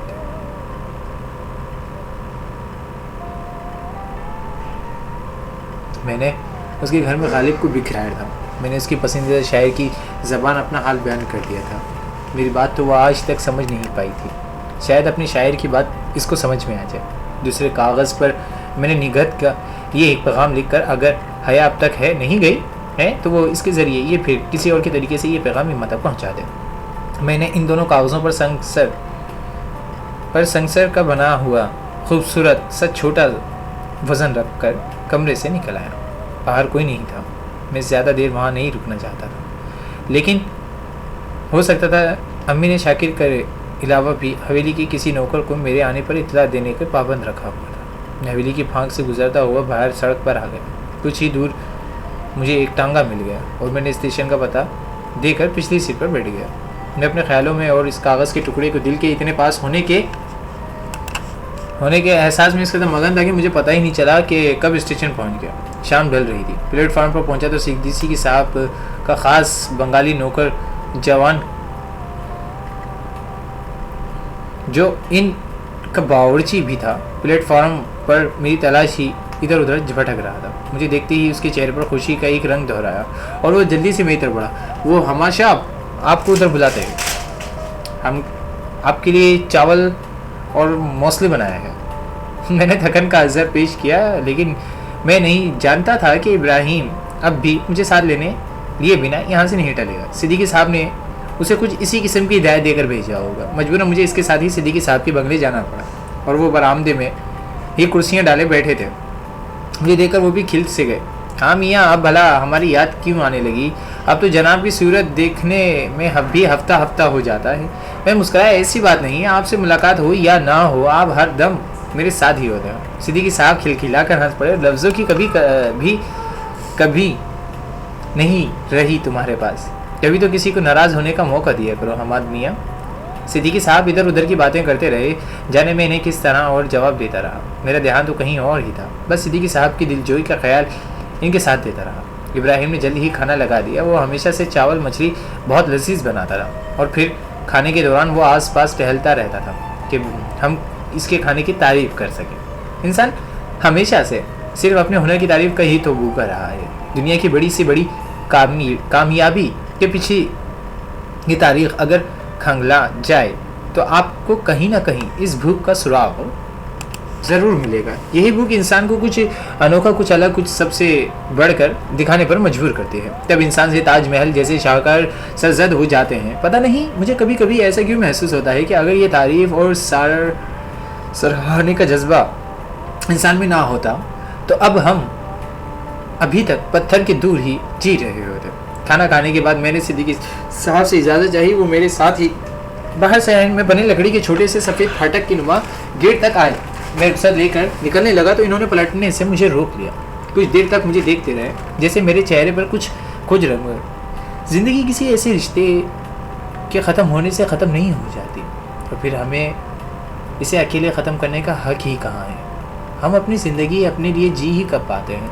ये मुख्तसर ज़िंदगी तो दूसरों के लिए जीने ही में कट जाती है, और मैं जानता हूँ कि तुम दूसरों के लिए जीना खूब जानते हो। सिद्दीकी साहब मेरा कंधा थपक कर वापस अंदर मुड़ गए। मैं बाहर निकल आया।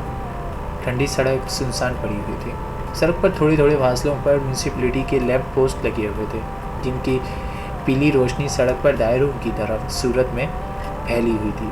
किसी ने ठीक ही कहा है कि रात को सड़क पर दूर दूर फैली हुई गोल रोशनियाँ हमारा फासला तो कम नहीं करती, अलबत्ता हमारा सफ़र आसान ज़रूर कर देती है। अच्छे दोस्तों की तरह जो अगर साथ हों तो गम भी खुशी की तरह कट जाते हैं। मुझे इस वक्त कामरान की बहुत कमी महसूस हुई। मैंने घर से निकलने के बाद तक फ़र्द तमाम हालात के बारे में अपने खतूत के ज़रिए बाखबर रखा था, लेकिन अब्दुल्ला से मुलाकात के बाद मैंने इस वे भी ख़त नहीं लिख पाया था। मैं पैदल ही प्लेटफॉर्म की तरफ चलता रहा। जाने सिद्दीकी साहब ने आज मेरे घर से वापसी के वक्त दूसरों के लिए जीने वाली बात क्यों कही थी? कितनी अजीब बात थी। अपनी हालात से सिर्फ मैं ही वाकिफ़ नहीं था, बाकी मेरे पास रहते सभी लोग मेरे पल पल की खबर रखते थे। कितने लोग थे सिर्फ एक मेरी वजह से परेशान थे। मुझे अब इस शहर के कहीं और चले जाना चाहिए, बिना किसी को कुछ बताए, कुछ बोले। हाँ वाकई अब मुझे किस बात का इंतज़ार था? मैं क्यों इसकी रुखसती करीब आने के दिन गिनने के लिए यहाँ बैठा था? ये कहानी तो अब ख़त्म हो चुकी है। पर्दा कितने दिन बाद गिरना है, अब इससे क्या फ़र्क पड़ता है? ये कैसा सितम था?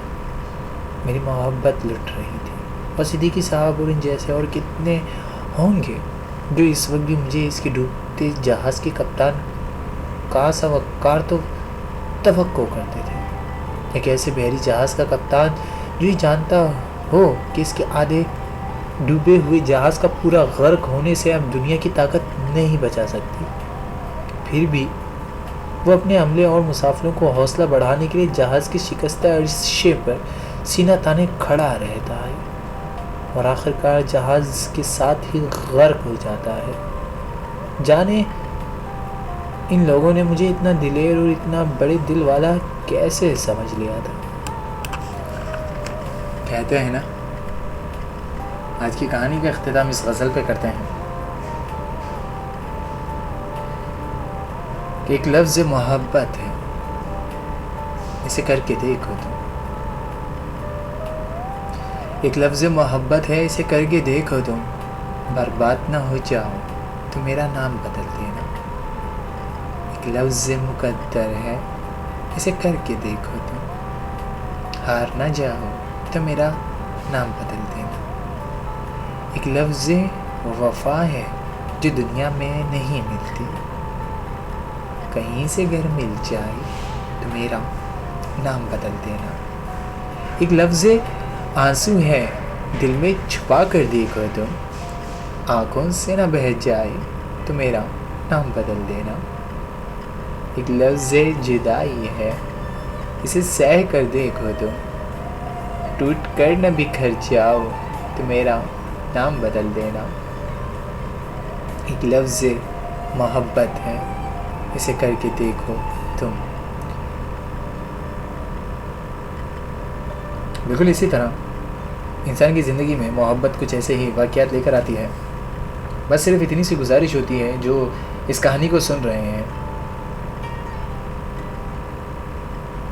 زمانہ باتیں کر کے بھلا دیتا ہے چند روز، چند دن بعد تک، اور محبت ایک بار اگر ختم ہو جائے تو اسے پھر کوئی ملا نہیں سکتا۔ محبت کا ہونا کسی کے بس میں نہیں ہوتا، ہاں محبت کو پا لینا ہر انسان کے بس میں ہوتا ہے۔ وہ زور زبردستی سے نہ صحیح، طور اور طریقے سے ہی صحیح، وہ اپنی بات کو آمادہ کرنے کے لیے اپنے ارد گرد کے لوگوں کو ظاہر ضرور کر سکتا ہے۔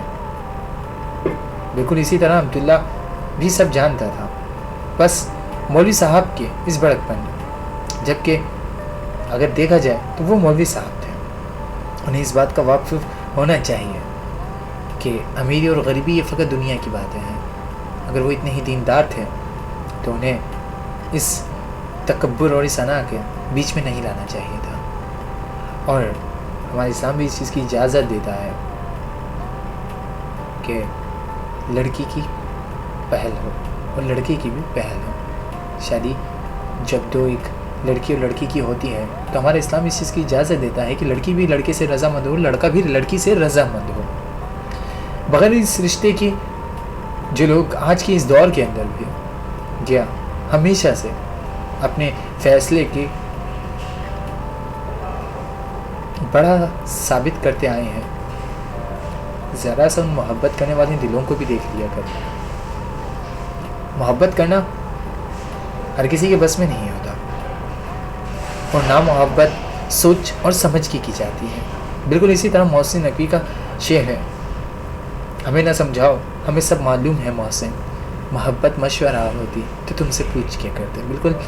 بالکل یہ سچ ہے، محبت کوئی مشورہ نہیں ہوتی، یہ ہو جاتی ہے، اور ہو جائے تو اسے مکمل ہونے میں ان لوگوں کا ساتھ دیا کرو جتنا آپ سے ہو سکے۔ بس آج کے لیے اتنا ہی، اسی امید کے ساتھ شونا کہ آپ کو کہانی کا 13واں حصہ پسند آیا ہوگا۔ کہانی کے چند حصے باقی ہیں جو بہت جلد آپ کی خدمت میں پیش کر دوں گا، اور جو بھی سننے والے ہیں ان سب کی خدمت میں اگر کوئی لفظوں کی ادائیگی میں کچھ غلطیاں ہوئی ہوں مجھ سے کہانی میں تو مجھے معاف کر دیجیے گا۔ آج کا حصہ یہیں اختتام پذیر پر پہنچتا ہے۔ اپنا خیال رکھیے گا۔